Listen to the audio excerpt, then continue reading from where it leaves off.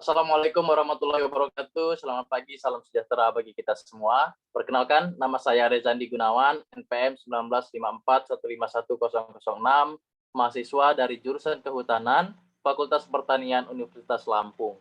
Baik teman-teman semua, di sini saya akan mereview sebuah jurnal yang berjudul Kesesuaian dan Daya Dukung Ekosistem Terumbu Karang sebagai Kawasan Wisata Selam dan Snorkeling di Tahu Pejat, Kabupaten Kepulauan Mentawai.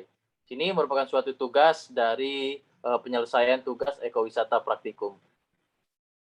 Pokok bahasan yang akan saya sampaikan di sini meliputi pendahuluan, metodologi, hasil dan pembahasan, kelebihan dan kekurangan dari jurnal ini, dan juga kesimpulannya. Pendahuluan untuk bagian yang pertama yaitu identitas jurnal, judul sebagaimana yang sudah saya jelaskan tadi, kemudian nama jurnal yaitu Jurnal Ilmu-Ilmu Perairan dan Perikanan Indonesia, yang dipublikasikan pada Juni 2011, jilid ke-17, nomor 1, halaman 195 sampai 203. Nah, penulis dari jurnal ini yaitu ada Zulfikar, Yusli Wardianto, dan Isdrajat Setio Budiandi. Lanjut pada bagian latar belakang, yaitu dilaksanakannya penelitian ini karena daerah Tahu Pejat ini merupakan suatu kabupaten Kepulauan Mentawai, itu Provinsi Sumatera Barat, memiliki berbagai sumber daya pesisir dan laut yang potensial, seperti ekosistem terumbu karang. Ekosistem yang terumbu karang yang ada ini mempunyai daya tarik yang dapat dikembangkan sebagai tujuan wisata bahari berupa aktivitas menyelam dan snorkeling. Tujuan dari penelitian ini yaitu untuk mendeskripsikan kondisi dan potensi ekosistem terumbu karang, mengkaji kesesuaiannya bagi aktivitas menyelam dan snorkeling, dan menghitung daya dukung dalam pengembangan tersebut.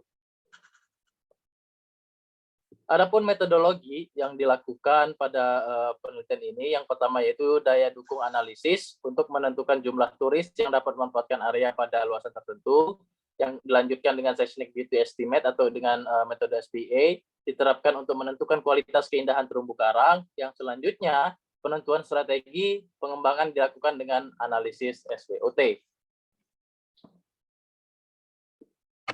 Lanjut pada bagian hasil dan pembahasan pada jurnal ini mengindikasikan bahwa dari hasil penelitian diketahui bahwa terdapat 13 kawasan yang dapat dikembangkan dengan tingkat yang sangat sesuai dan sesuai.